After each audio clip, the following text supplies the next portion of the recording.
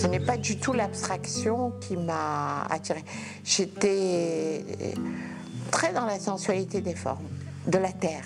C'est la terre, je trouvais ça formidable. Puis le corps humain, je ne m'en lassais pas. Une personne, sa présence. Vous avez un modèle, ça peut être une statue, puis ça peut devenir quelque chose qui finalement va dégager une présence, presque une parole.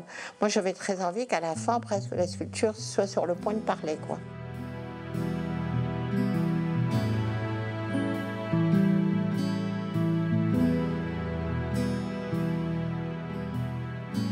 J'ai tellement eu envie de les faire parler que je faisais 2, 3, je les mettais en situation. Donc j'ai eu aussi toujours envie de faire des liens entre 2, 3 sculptures et de les mettre en situation et de faire qu'il y ait un jeu de regard, un jeu de posture. J'ai toujours cherché cette interaction, ce va-et-vient entre plusieurs personnages. C'est pour ça qu'assez vite, la terre ne m'a pas suffi pour répondre à ces questions-là. Et j'ai compris qu'il fallait que je change de matériaux. Et là, j'ai réalisé que c'était plutôt la cire. Il faut attendre que la cire refroidisse, pas trop, et ça devient un peu comme si c'était de la terre, c'est-à-dire qu'on peut lui donner des formes, on peut la modeler.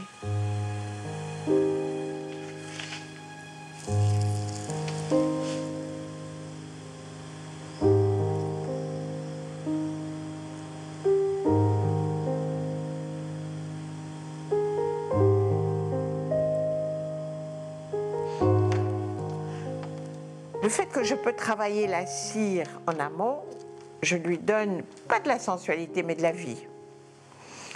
Et puis le bronze va lui donner de la solidité. Voilà. Il faut garder ces défis, il faut que ça soit en mouvement, que ça vibre. La couleur va y participer, le travail de la matière, et la force va venir de la fonte. Quand je commence un travail, je le monte en cire, il prend déjà beaucoup de temps. Et puis après, je dois m'en séparer pour le donner au fondeur. Et le fondeur va me le ramener 1 mois après, dans le meilleur des temps. Il faut vraiment... Donc on est un peu refroidi quand il revient. Il faut se réinvestir un peu dedans parce qu'entre-temps, on a commencé d'autres choses. Attendez, qu'est-ce qu'on a comme fragment? Tout est là. Hein? D'accord. J'ai repéré un que je voudrais mettre ici. Si vous pouvez, on va, pour l'instant, bon, on va donner 2 points de suture. Un ici et un là. Depuis que j'ai un ciseleur qui peut me souder, ciseler, on recasse, on recompose, on s'en fiche du temps qu'on met. Du coup, j'ai développé un travail où mon travail commence par fragmentation et s'assemble après coup. Oui, mais on va voir, parce que s'il ne veut pas se tenir comme ça, peut-être que je le retournerai complètement et il tiendra autrement. On a même un petit morceau. Non, j'ai très envie de... Est-ce qu'on peut faire ça ici? Bien sûr. On va faire une avancée et puis on va voir. Après, si ça ne va pas, ça en démontrera. J'avais rencontré un Mata qui me disait quand on a l'Égypte en soi, il faut aller chercher l'Égypte. Et en fait, c'est en multipliant les personnages que le mot peuple revenait souvent. Je faisais des peuples. Et je me suis dit, je n'ai pas envie de faire des foules, c'est pas mon propos. Je me disais, moi, c'est effectivement le sentiment d'un peuple. Et le peuple, c'est quelque chose qui joue avec le temps, la durée. Et je sentais que, effectivement, l'ancienne Égypte, j'avais des images de peuples construisant les pyramides, construisant les temples, faisant les édifices. Et quand j'ai travaillé, je me suis dit, j'avais envie de construire le peuple construisant. Et il est très vite venu à la place de l'édifice.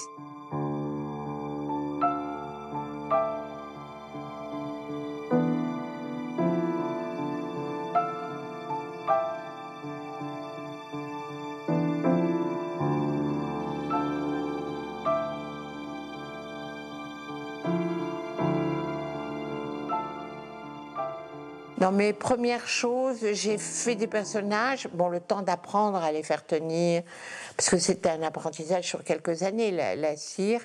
J'ai fait des petites pyramides humaines. J'ai joué avec des groupes. J'ai accentué ensuite ce mouvement-là parce que c'était beaucoup plus amusant de construire non pas une pyramide, mais une pyramide humaine. Voilà. Puis on se met à mettre les choses en situation. Du coup, toutes les images de la vie vous parviennent. C'est qui monte sur qui s'appuie sur quoi, qui arrive, qui se fait écraser. Donc, quand on rentre dans le détail de ce que je fais, on voit toutes les scènes. On me dit l'enfer, je dis non. Alors pas besoin d'aller chercher si loin.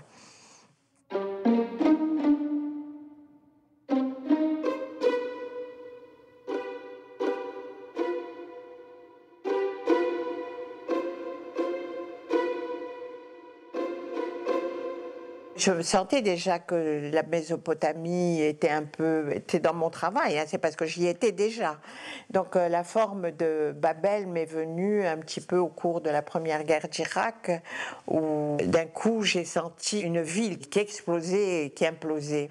Donc j'ai fait Babel, mais avec un schéma un peu de ziggourate, parce que ça se passait à l'endroit même où il y a une Babel mythique. Et puis après, bon, en voyageant, j'ai vu qu'il y avait des Babel partout. Enfin, et je les traduis sous forme de tours. Tout mon travail, au fond, quand il finit, je me dis merde, je n'arrive pas à m'en sortir. Je fais des Babel toujours, comme si ça me résumait quelque part l'histoire humaine.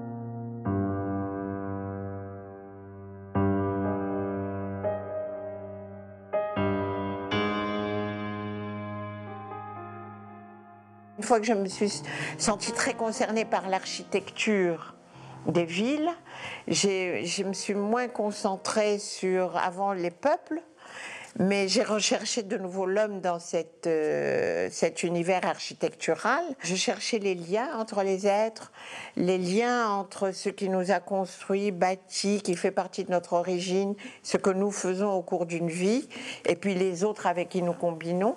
Et toute cette recherche, le lien avec mon métier de psychologue, c'est qu'on se heurte toujours à soi-même, à ses origines, à son espace social, temporel. Et cette limite, j'ai eu envie de l'incarner par ce cube, qui est vraiment un cube, avec les personnages sont reliés quand même les uns aux autres, et ils incarnent un peu mon espace, mon identité, mes liens.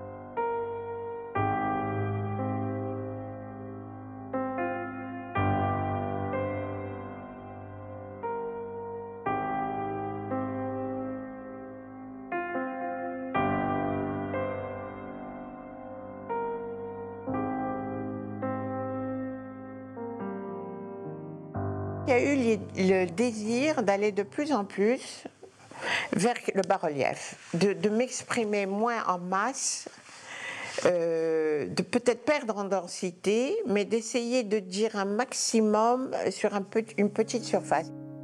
J'ai une sculpture que j'appelle Tisser le temps, où je me suis imposée de m'exprimer sur à peu près 3 cm de largeur et d'essayer de donner le maximum de densité dans ces 3 cm. Et au bout d'un moment, je me disais, quand je voyais ce travail, que c'est clair que je voulais aller vers le tableau.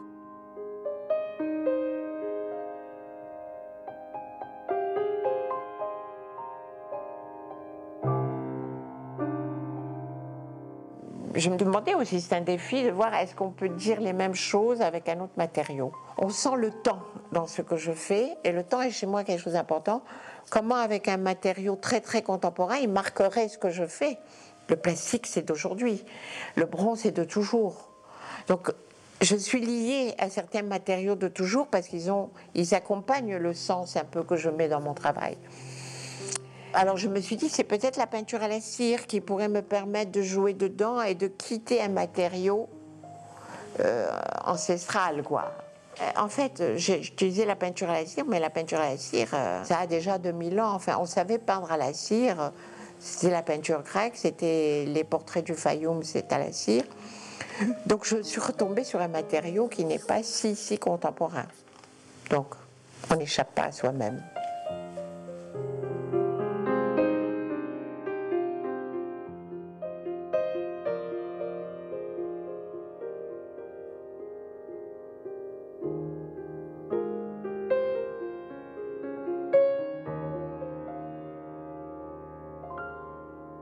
Les réflexions que j'ai été amenée à me faire toute ma vie en observant un petit peu différentes situations humaines m'a amenée à avoir envie généralement de donner de la profondeur intérieure aux choses, puisque c'est là que j'allais creuser continuellement, et de la condensation, un peu comme dans les rêves. J'avais l'impression que la sculpture me permettait de suggérer beaucoup de choses.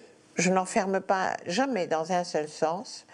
Je dois atteindre à la fois un sens universel, une possible suggestion de plusieurs choses qui vont aller toucher le conscient et l'inconscient de celui qui regarde, et qu'il y ait une condensation, c'est-à-dire que presque au lieu d'écrire un chapitre, j'arrive dans une seule sculpture à concentrer énormément d'idées qui ne trouveraient pas des mots.